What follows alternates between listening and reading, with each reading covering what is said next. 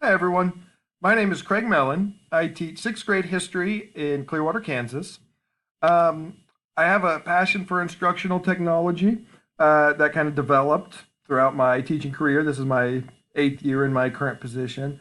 I think one of my strengths is that I'm pretty willing to try just about anything in my classroom. I'm excited for new opportunities. I think maybe one of my weaknesses is my willingness to try new things. Sometimes keeps things in my classroom not as regular as they could be. So I might switch from one tool to the next for different projects or assignments instead of staying with one tool and getting really good at it. With my master's degree, I'm hoping to take some sort of technology specific role in a school setting.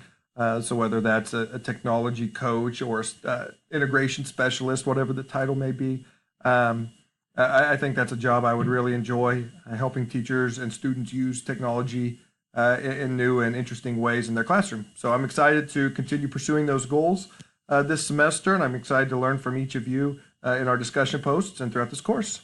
Bye.